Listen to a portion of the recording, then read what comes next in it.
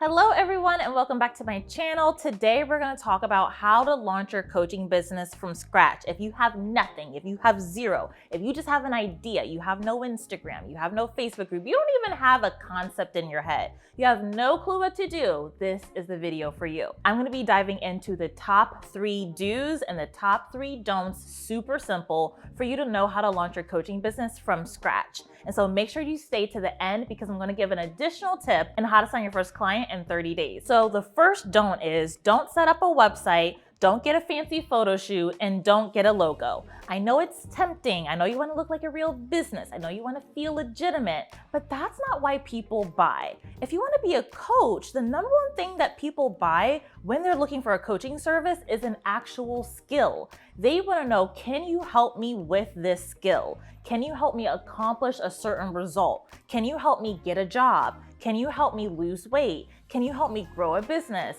Can you help me get over a divorce? Can you help me lower my anxiety? Those things do not require a website or a logo. No one cares about those things, so do not spend any time, any money looking all professional. If you go back in the day and if you scroll on my Instagram, you will see the most jankiest photos, the most jankiest graphics, the most jankiest posts you will ever see in the history of Instagram because I wasn't focused on that. I was making 5 to 10K months without even doing any of those fancy things because I was focused on selling the skill. So make sure when you're starting your coaching business that you do not start with a website, with photo shoots, or a logo. You do want to decide on the niche that you want to have your coaching business all about, and you want to decide on that niche based on your experience. So many people start coaching businesses by picking what's the flashiest or what sells the best. They're like, oh, business coaches make a lot of money, so I need to be a business coach. Or relationship coaches go viral all the time, I need to be a relationship coach.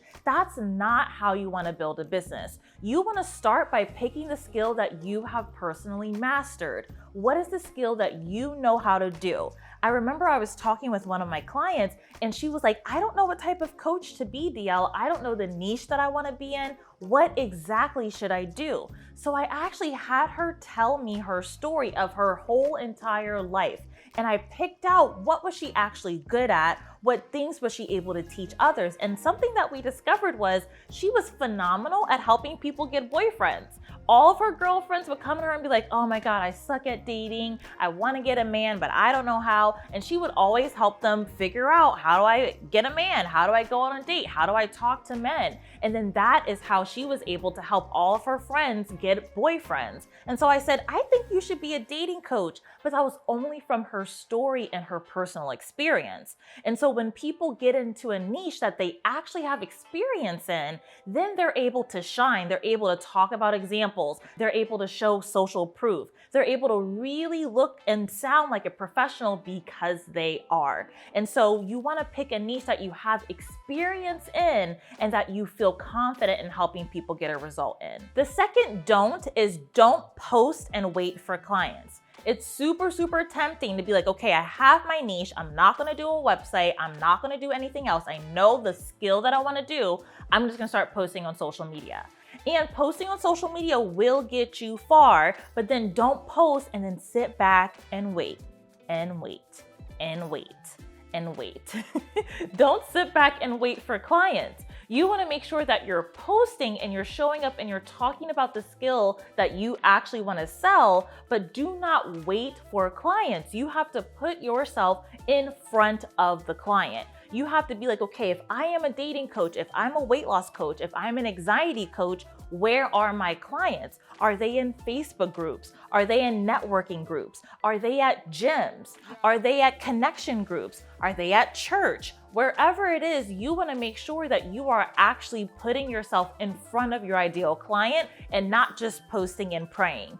Inside of the online coaching industry, we call this lead generation. We call this actually finding your ideal client and putting yourself in front of them instead of just posting and praying and waiting for people to show up. Which leads me to my second do, which is spend more time in front of your ideal client instead of just posting on social media. So if you have an hour of your day that you want to spend on your coaching business and you're wondering on how to spend it wisely, make sure that you are spending it in front of your ideal client. So pick some Facebook groups that you can engage in, pick some networking groups that you can go to, pick some areas where your clients are showing up all the time. Spend 30 minutes, 45 minutes there, and then spend the other 20, 15 minutes writing that content and posting on social media. How you interact with your clients will help you build your social media. The more time you spend with people engaging with you and with your ideal client, the number one question that they're gonna ask is, are you on Instagram? Are you on Facebook? Where can I follow you? And then that's how you'll grow your social media. But you won't grow your social media by just posting and praying. You're gonna grow your social media by spending the majority of your time in front of your ideal client. Now, I also wanna talk about what if you're a little shy? What if you're a little reserved? So am I. I don't like talking to a lot of people. I don't like being in front of a lot of people either. And so one of the strategies that I have for people who are shy is focus on your skill. Make sure that you're connecting with people and you're talking about things that you like to talk about and that you have personal experience with when you're doing lead generation and when you're showing up in front of your ideal client. So my last don't is don't just wait for money to show up in your account. And so a lot of people think, okay, if you're a coach, if you're a content creator, then that means every point and every aspect of business is going to be fun and that you're always gonna wanna show up in your business.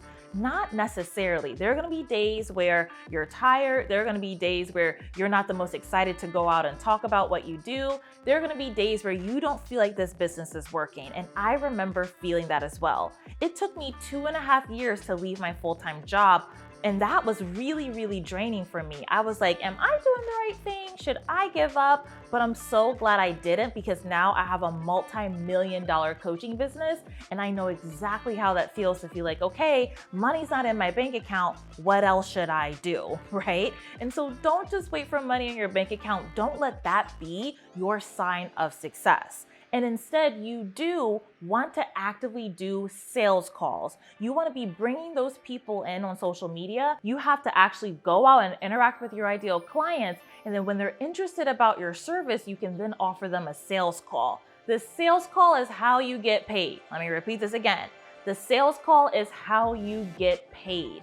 And so people are not just going to magically want to pay you. They're not going to come up to you or DM you on Instagram and be like, okay, I'm ready to sign up. You're going to have to offer them a sales call. When you offer them a sales call, you're going to walk them through a process where you will identify their problem, position yourself as a solution, and then they will want to learn more about the offer and sign up there. So don't just wait for money in your bank account. Even if you're tired, even if you feel like you haven't been seeing any results, make sure that you're offering sales calls so that people actually know how to pay you for your service. And then the bonus tip that I tell all of my clients is to be consistent. Consistency is what will help you drive sales. Like I shared before, there was a season where I was seeing a desert of clients. I had no idea if I was ever going to sign a client, but one thing I did have underneath of me was consistency. I kept going even though there was months and months of crickets. I remember that one client that I signed, and then the 5th client that I signed, and then the 10th client that I signed, and then the 50th client that I signed in order for me to leave my full-time job so that I can be a full-time coach. So the bonus tip that I want to share with you is to be consistent. I want to encourage you that you do know how to sign a client. You can do this and it's fully possible for you to launch your coaching business even if you are starting from scratch. Make sure to get my free training down below where I walk you through the sales process on how to sign clients on part-time hours, especially if you are a woman of color coach. I will see you in the next video.